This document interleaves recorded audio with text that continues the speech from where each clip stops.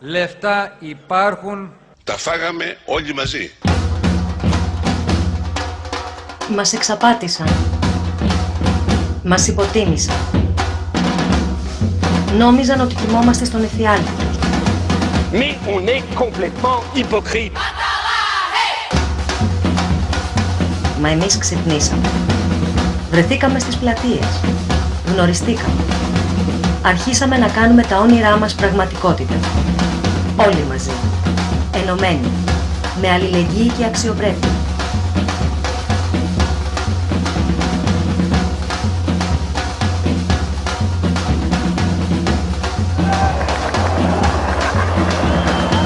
Τώρα μιλάμε εμείς και φοβούνται αυτοί. Δεν θα ησυχάσουμε μέχρι να πληρώσουν όλοι όσοι μας έκλεψαν. Δεν θα φύγουμε αν δεν φύγουν όλοι όσοι λαιλατούν τη ζωή μας και καίνε το μέλλον μας.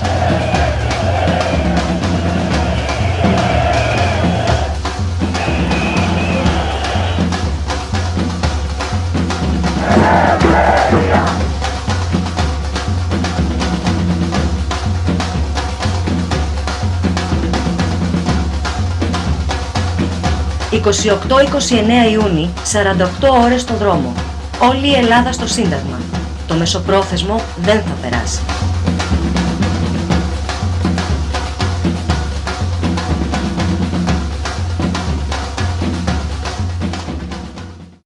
CIA whistleblower John Stockwell would describe the Cold War enemy as follows.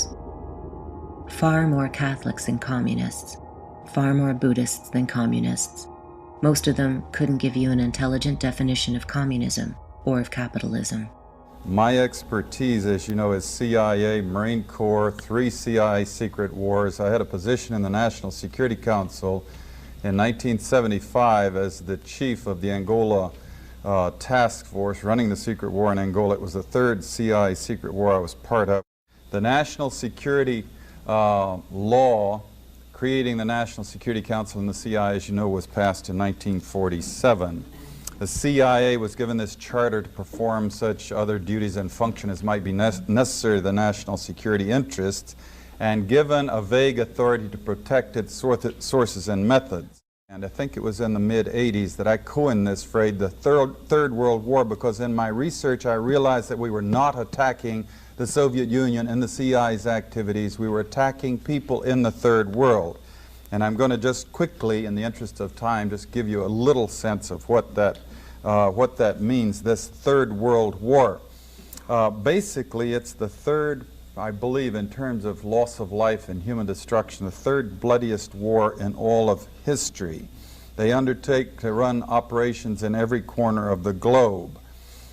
They also undertook the license of operating just totally above and beyond U.S. laws. They had a license, if you will, to kill, but also they took that to a license to smuggle drugs, a license to do all kinds of things to other people in other societies in violation of international law, our law, and every principle of nations working together for a healthier and more peaceful world. Meanwhile, again, they battled to convert the U.S. legal system in such a way that it would give them control of our society. Now, we have massive documentation of what they call the secret wars of the CIA. We don't have to guess or speculate. We had the Church Committee investigate them in 1975, gave us our first really in-depth, powerful look inside this structure. Senator Church said in the 14 years before he did his investigation that he found they had run 900 major operations and 3,000 minor operations.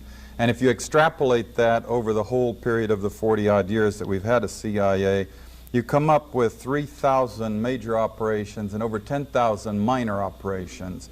Every one of them illegal, every one of them disruptive of the lives and societies of other peoples, and many of them bloody and gory beyond comprehension almost.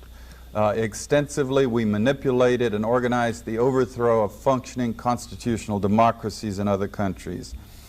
We organized secret armies and directed them to fight in just about every continent in the world. We encouraged ethnic minorities to rise up and fight, people like the Mosquito Indians in Nicaragua, the Kurds in the Middle East, the Mongols in Southeast Asia. We have organized, and we still do, and fund death squads in countries around the world, like the Treasury Police in El Salvador, which are responsible for most of the killing of the 50,000 people just in the 80s, and there was 70,000 before that. Trying to summarize this third world war that the CIA, the U.S. national security complex with the military all interwoven in it in many different ways, has been waging.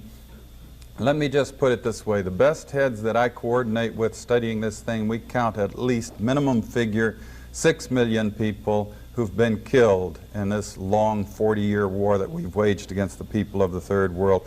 These are not Soviets. We have not been parachuting teams into the Soviet Union to kill and hurt and maim people, especially not since 1954 when they developed actually a capability of dropping atomic weapons on the United States. These are all people of the third world. They're people of countries like the Congo, Vietnam, Kampuchea, Indonesia, Nicaragua, where conspicuously they nor their governments do not have the capability of doing any physical hurt to the United States. They don't have ICBMs, they don't have armies or navies. They could not hurt us if they wanted to. There has rarely been any evidence that they really wanted to, and that in fact is perhaps the whole point. If they had had ICBMs, we probably wouldn't have done the things to them for fear of retaliation. Cheap shots, if you will, killing people of other countries of the world who cannot defend themselves under the guise of secrecy and under the rubric of national security.